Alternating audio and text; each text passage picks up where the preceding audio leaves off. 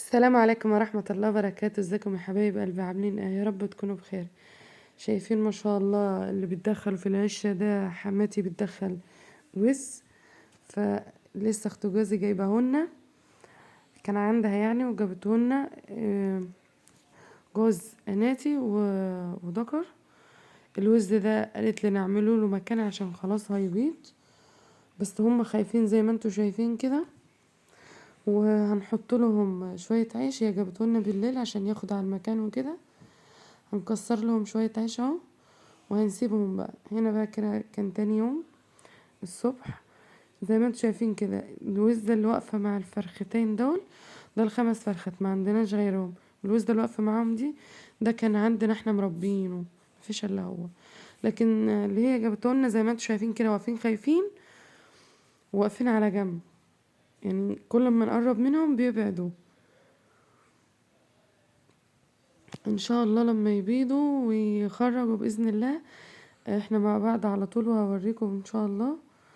هنا هم يعني هنا كده هقرب يميتهم هيمشوا، يعني هم زي ما انتوا شايفين كده بيبعدوا، واقفين بعيد عن الفراخ. مش عارفة بصراحة هم هياخدوا على بعض ولا عشان لسه جايين خايفين وكده.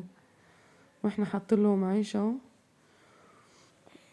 وهنا كان في ذرة وعلفة، وده طبعا الاساسي برسيم، لازم بنحط لهم برسيم. مش عارفة، هي هنا جودي كانت بتغني يعني وبترقص، كانت بتقولي صوريني، فصورت. هنا هتشوف اللي هو الوز، ذكر الوز هتجري وراه، اللي هو بتاعنا احنا، هيخاف منها ويجري وراه هيجري قدامها يعني.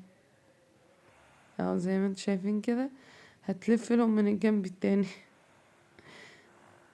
حبايب قلبي، انا بس حبيت اقول لكم والله، يعني هو قال لي موجود عندنا، وكان فيه ذكر بط بلدي ومعاه بطة كانت رقت على بيض وكده، وخرجت 5 بطات بس. انا هوريهولكوا في فيديو ان شاء الله بعد ده على طول. بس احنا هناخده نبيعه بقى لانه بيضرب الوز اهو. هنا بقى حماتي، انا دخلت العشه ومسكته. هنا بقى بتوريني الريش اللي هو بدأ يطلع تاني، يعني هو كان.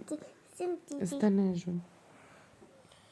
هنا بقى خلاص احنا مسكناه، دخلت العشه وجبته، وننزل دلوقتي الست اللي هي هتاخده منا، اللي هي بتربطه دي، وهنخش نوزنه.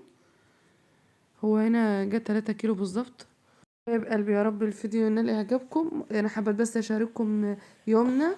مع السلامه.